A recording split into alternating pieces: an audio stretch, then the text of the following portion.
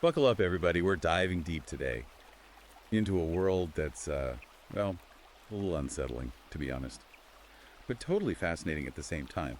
We're talking biological threats. And not just the theoretical kind, the kind that makes headlines and keeps you up at night.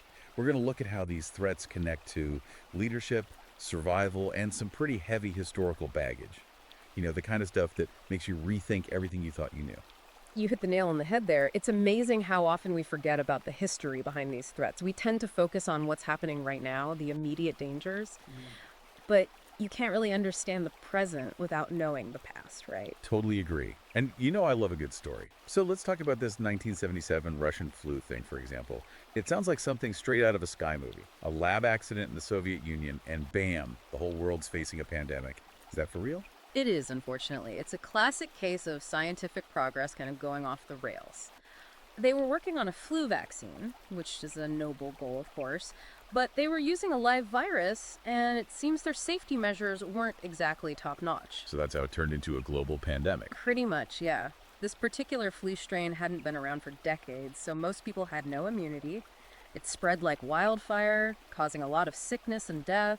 It took a massive global effort to finally get it under control.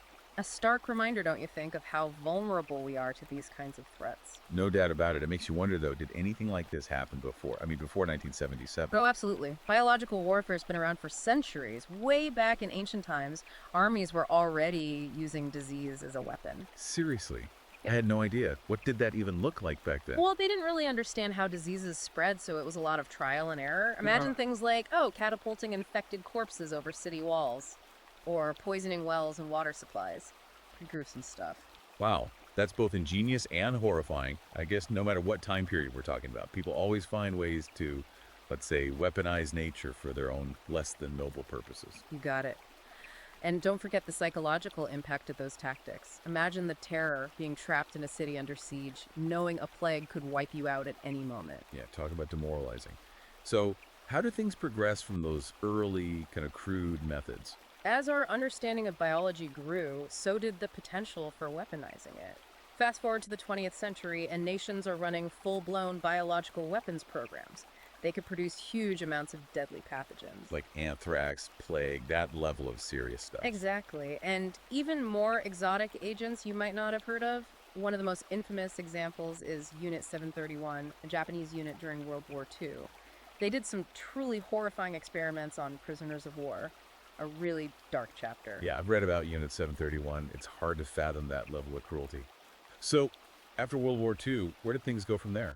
Well, the Cold War brought this whole new level of fear, nuclear annihilation. But alongside that very public arms race, there was another one happening in the shadows.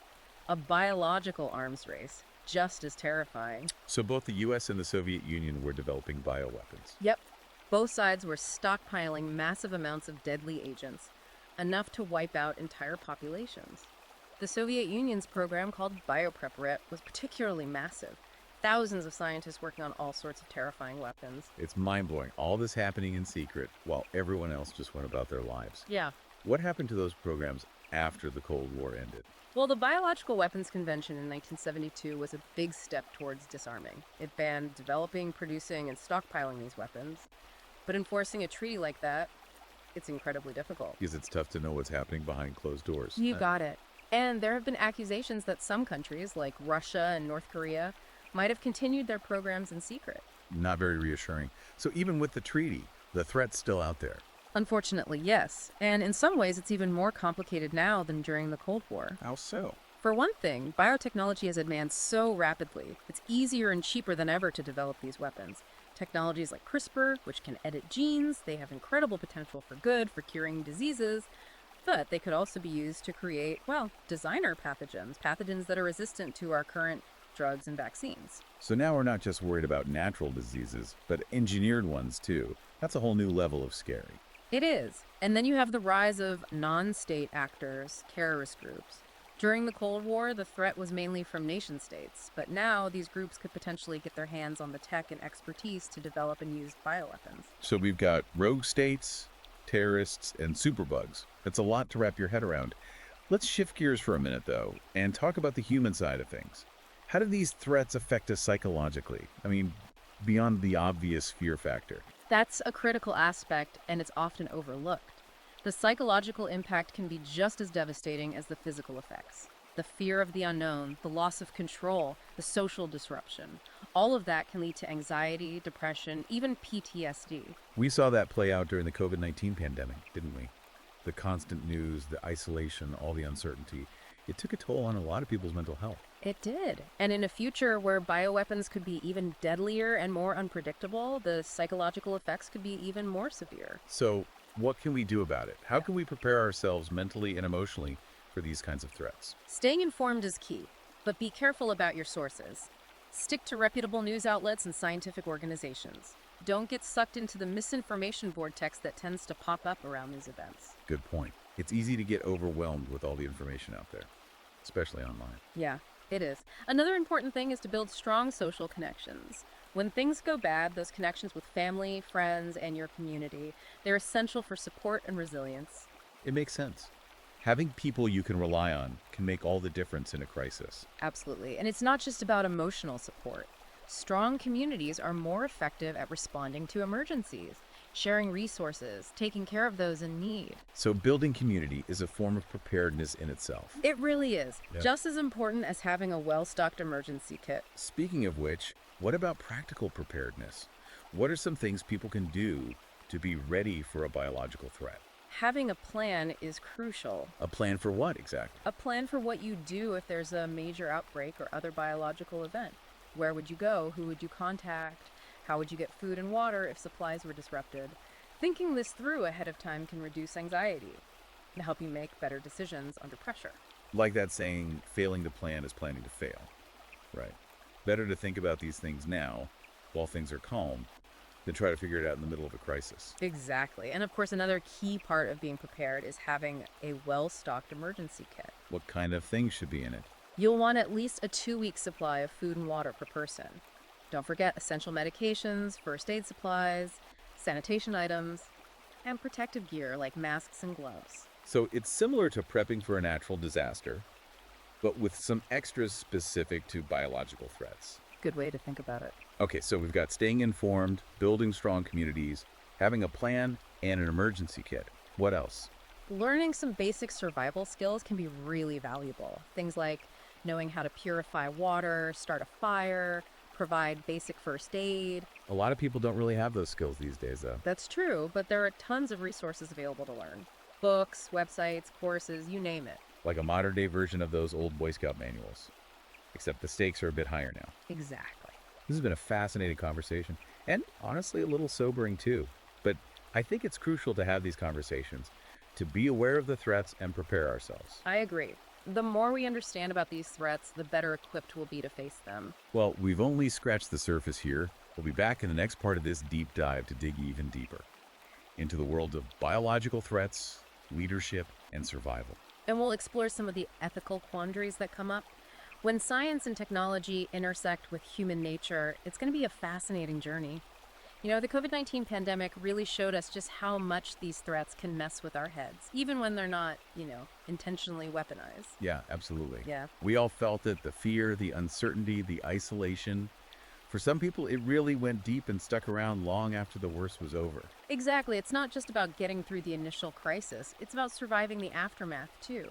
The psychological fallout. We're talking about anxiety, depression, PTSD, even substance abuse. These effects can linger for a long time. Because it's not just surviving the event itself, it's surviving the mental and emotional toll that comes with it. Precisely. And that's where things get even more complicated, because this psychological impact is often intertwined with social and cultural factors. What do you mean by that? Well, think about how we react to fear, how we deal with stress, how we assess risk.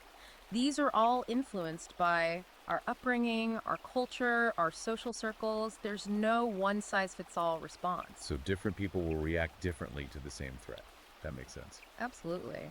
And those differences can have a huge impact on how communities respond to crises. For example, if people don't trust the authorities or if they're getting their information from shady sources, it can be really hard to implement effective public health measures. Oh yeah, we saw that in real time during the pandemic. All the misinformation and conspiracy theories spreading online. It's like fighting a virus on two fronts. Exactly. And it's not just about individual beliefs. These things can spread through social networks really quickly, creating this kind of collective anxiety that's tough to deal with. It almost becomes a virus itself, a virus of fear and misinformation. That's a powerful analogy.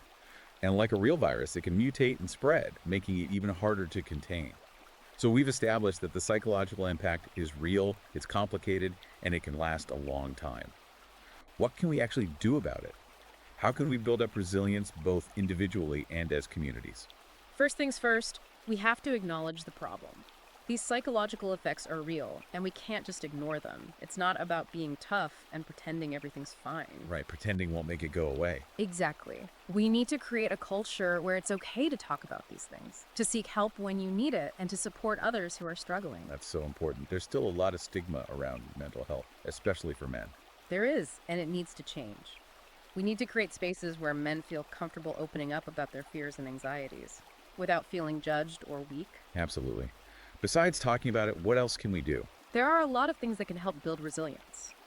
Things like exercise, mindfulness, spending time in nature, connecting with loved ones. It's about taking care of yourself, both physically and mentally.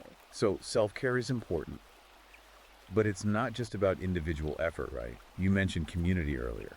You're right. Building strong communities is another crucial piece of the puzzle.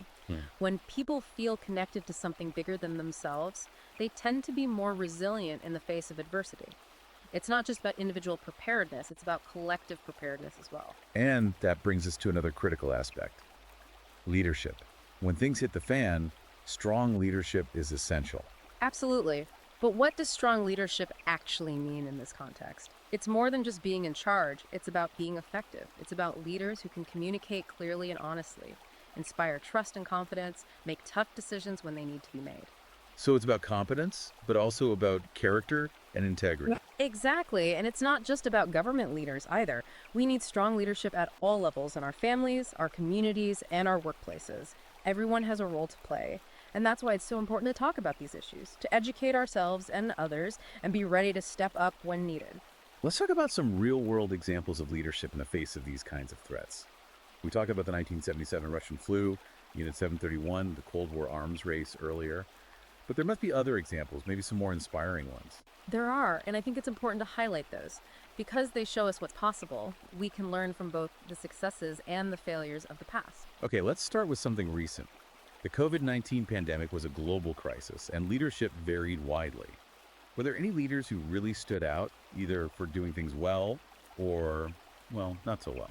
There were definitely some notable examples. Jacinda Ardern, the Prime Minister of New Zealand, got a lot of praise for her quick and decisive action. She implemented lockdowns and other measures early on, which helped contain the virus effectively. I remember her communication style being really well received too. It was. She was clear, compassionate, and consistent in her messaging.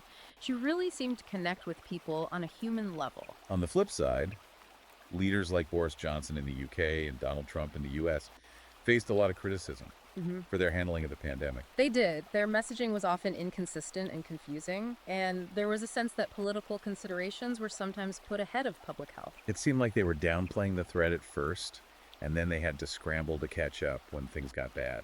That's a pattern we see a lot, unfortunately, and it highlights how important it is to have leaders who are willing to listen to experts, to be proactive rather than reactive, and to communicate effectively with the public. I think the pandemic also showed us how important trust is. Absolutely. When people trust their leaders, they're more likely to follow their guidance, even when it's tough or inconvenient. But when that trust is broken, it can be really hard to rebuild. And that trust is built on things like transparency, honesty, and accountability. Exactly. And it's also built on competence. Leaders who show they know what they're doing and have a plan are much more likely to inspire confidence. So we've talked about leadership in a pandemic. But what about other types of biological threats? What kind of leadership do we need to be ready for things like bioterrorism or engineered pathogens? That's a great question, and I think it points to the need for a different kind of leadership. What do you mean? The skills you need to manage a pandemic, which is a natural event, even if human actions can make it worse. Those skills are different from what you need to manage a bioterrorist attack, which is a deliberate act of aggression. It requires a different mindset, a different set of skills, a different approach to decision making. So what does that leadership look like when we're facing something like a bioterrorist attack? We need leaders who can think strategically, leaders who understand the complexities of the threat, and who are prepared to take decisive action, all while being mindful of the potential consequences of their actions. The stakes are incredibly high in these situations. So it's not just about stopping the attack, it's about managing the aftermath effectively and ethically. Precisely. We need leaders who are thoughtful, compassionate, and have a strong moral compass. It's a rare combination of traits, but they do exist. We need to do everything we can to identify these individuals, support them, and prepare them for the challenges ahead. Okay, we've talked about the need for strong leadership, but leadership doesn't operate in a vacuum. It's influenced by a whole bunch of factors, including culture, politics, and social norms. You're absolutely right. And those factors can have a huge impact on how leaders make decisions, how they communicate with the public, and ultimately how effective they are. So let's break down some of those factors. Let's start with culture. How does culture shape our understanding of biological threats and our responses to them? Culture influences so much, from how we perceive risk to our attitudes toward authority to our beliefs about health and disease. It shapes our entire worldview. Can you give us some examples of how that might play out in real life? Sure, think about it. In some cultures, there's a strong emphasis on individual freedom and self-reliance, while in others, the focus is more on collective responsibility and community well-being. And those different values would definitely influence how people respond to public health measures, like mask mandates or lockdowns. Exactly. And they can also shape how leaders communicate with the public. In a culture that values individualism, leaders might be more likely to emphasize personal choice and responsibility. In a culture that values collectivism, the message might focus more on shared sacrifice for the common good.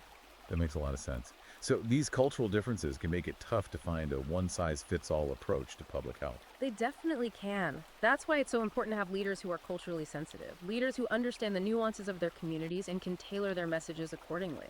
All right, we've talked about culture. What about politics?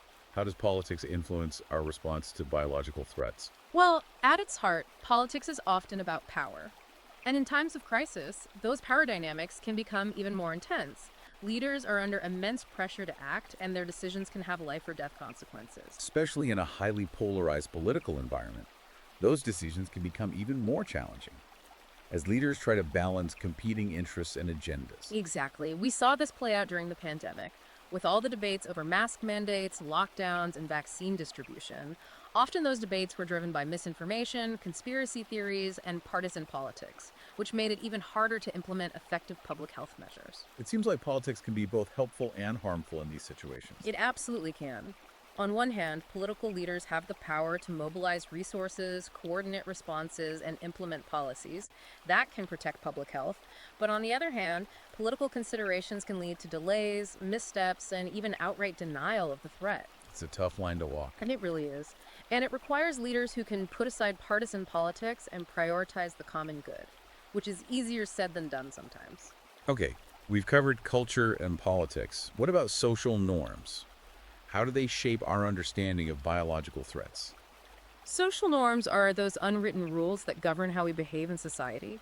They influence so much, from how we greet each other, to how we express emotions, to how we perceive risk. Can you give us some examples of how social norms might affect our response to biological threats? In some cultures, it's taboo to talk about illness or death, which can make it really hard to have open and honest conversations about public health. That's interesting. So even if people are aware of the threat, they might be hesitant to talk about it or to seek help if they need it. Exactly, and that can have serious consequences for disease control and prevention. Any other examples come to mind? Sure, in some cultures, there's a strong emphasis on stoicism and self-reliance, which can make people reluctant to admit weakness or ask for help. So even if they're feeling sick, they might try to tough it out, Yeah. which could make things worse for them and potentially spread the illness to others. Exactly. Social norms can be a double-edged sword. On one hand, they can promote social cohesion and cooperation, which are essential for responding to crises, but on the other hand, they can also create barriers to communication and help seeking, which can really undermine public health efforts. Okay, so we've talked about how culture, politics, and social norms can all play a role in our response to these threats. Are there any other factors we should consider? There are many, but one that's becoming increasingly important is technology. Technology. How does that fit into the picture? Well, technology is both a blessing and a curse when it comes to biological threats.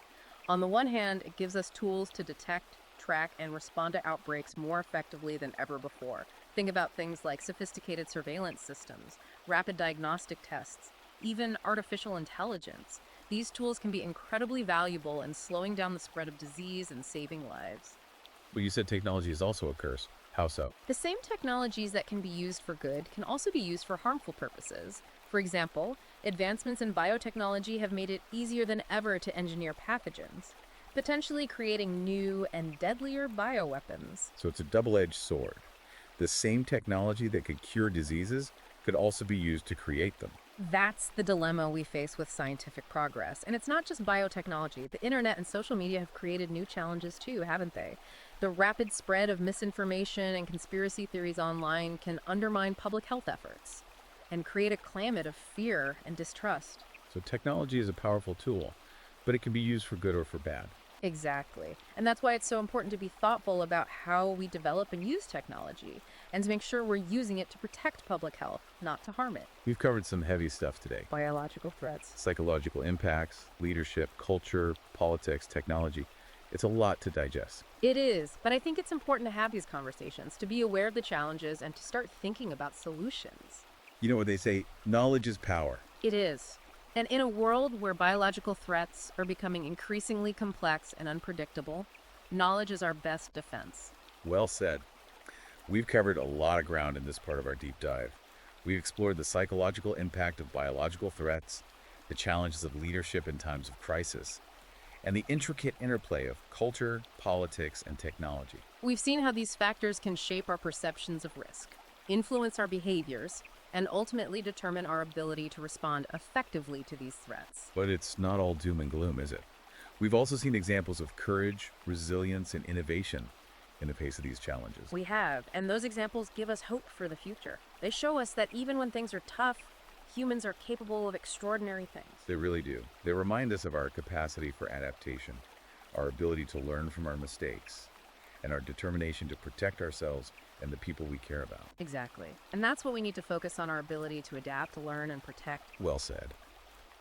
We'll be back in the next part of this deep dive to explore the ethical dimensions of biodefense and discuss what the future might hold for humanity in an age of biological warfare. Okay, we're back for the final part of our deep dive on biological threats. We've talked about a lot already, from historical examples to the psychological impacts, leadership challenges, and all those factors at play, like culture and technology. Now let's shift gears a bit and talk about the ethical side of things. Biodefense, it's a minefield ethically, wouldn't you say? It really is. Biodefense raises some of the toughest ethical dilemmas we face as a species. It's where science, technology, and morality all collide, and those intersections can be, well, pretty messy. So let's get right into those ethical dilemmas. All right. What are some of the biggest ones we need to be grappling with? One of the most significant is something called the dual-use dilemma. Dual use, what does that even mean? It means that the same knowledge and technologies that can be used for good to improve human health can also be used to create bioweapons. So like the same research that could lead to a cure for cancer could also be used to make a deadly virus. That's the dilemma in a nutshell. And there's no easy solution, it's a constant balancing act. No kidding. So how do we even begin to navigate that? How do we balance the potential benefits of science with the very real risks of misuse? That's the million-dollar question, and there's no simple answer. But I think it starts with acknowledging that science is never truly neutral. It's always influenced by social and political forces. The questions we ask, the research we fund, the technologies we develop, these are all choices. Choices shaped by our values and beliefs. So we need to be more aware of those values and beliefs and how they might be affecting our decisions about science and technology. Exactly. We need to have open and honest conversations about the ethical implications of the choices we're making, both individually and as a society. If we don't, we could end up creating a more dangerous world, not a safer one. That's a pretty sobering thought. So we've got this dual-use dilemma to deal with. What other ethical challenges are on the horizon? Another one that's closely related is the issue of who benefits from biodefense research. It's often expensive, resource-intensive research. And the benefits, things like new vaccines, treatments, diagnostic tools, they're not always distributed fairly. So are you saying there's a risk that the wealthy countries, Yeah. they might end up with all the best biodefense tech, leaving everyone else vulnerable? It's a real concern, and it's something we need to be actively talking about. As we develop and deploy these technologies, a bioweapon doesn't care about your nationality or your income. A pandemic is a global event, and it demands a global response, a response that's fair and just. I couldn't agree more. Okay, so we've talked about the dual use dilemma and the problem of equitable access. Yeah. Any other ethical challenges we should be thinking about? Oh, there are plenty, but one that's becoming especially relevant in the age of AI is autonomy. Autonomy. How does that relate to biodefense? Well, as AI gets more and more sophisticated, we're seeing more and more potential for it to be used in biodefense decision making.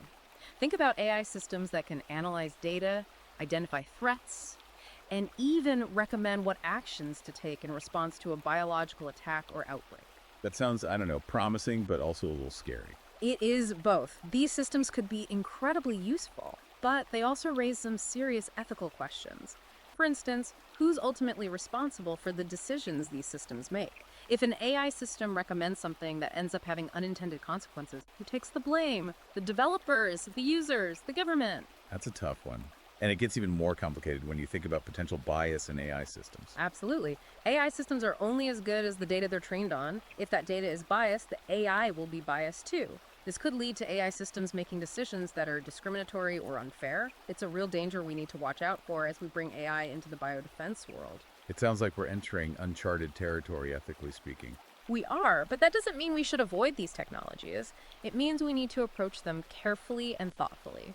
We need to have those open and honest conversations about the potential risks and benefits. And we need to develop clear ethical guidelines for how we develop and use them. Because ultimately, the goal of biodefense is to protect human life, right? Exactly. And we need to make sure our efforts to achieve that goal are aligned with our values. Okay, we've covered a lot of ground on the ethical issues surrounding biodefense. Now let's look ahead. What's in store for humanity in this age of biological threats? That's the big question, isn't it? We can't predict the future for sure, but we can make some educated guesses based on what we're seeing now, the trends and emerging technologies. So let's speculate a bit. What are some of the things that might shape the future of biological threats and biodefense? Well, one thing that's almost guaranteed is that technology will keep advancing at a rapid pace. We're already seeing amazing breakthroughs in fields like biotechnology, artificial intelligence, nanotechnology, and those advancements will have a huge impact on the kinds of biological threats we face. So we're probably going to see more sophisticated bioweapons, maybe even designer pathogens that are tailored to specific targets. It's definitely a possibility, and we need to be ready for it. What about on the defense side? How will these technologies shape our ability to protect ourselves? Well, the good news is that these same technologies also give us new ways to defend ourselves, new ways to detect, track, and respond to outbreaks more effectively. We're already seeing rapid diagnostic tests, wearable sensors that can monitor for signs of illness, even AI systems that can predict how diseases might spread. So it's like an arms race, but not just between countries, but between our technology and the pathogens themselves. That's a good way to put it, and it's a race we absolutely have to win. What about the human element in all of this? How do you think our understanding of human psychology and behavior will play into the future of biodefense? The human element is absolutely essential and often overlooked. We need to understand how people perceive risk, how they make decisions when under pressure, how they react to fear and uncertainty. If we don't take those things into account, even the best tech in the world won't be enough. So it's not just about science and technology.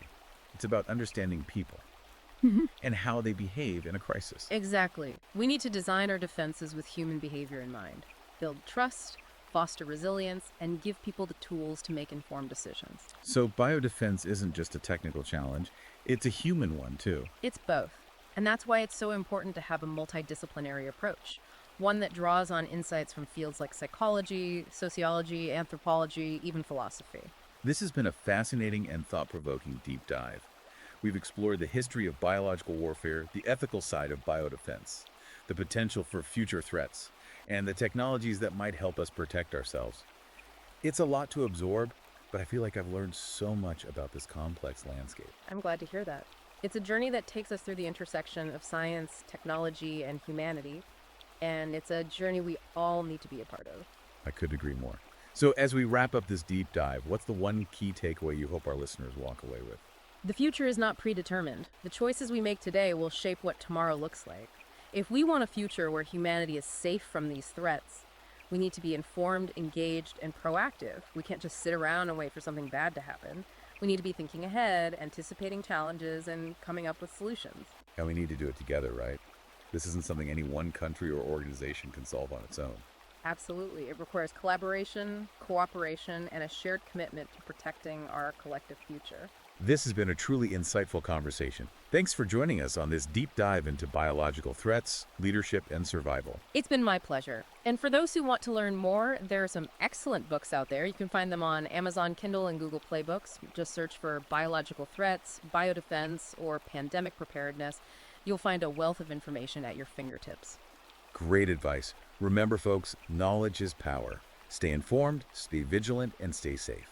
Until next time, keep exploring, keep learning, and keep diving deep.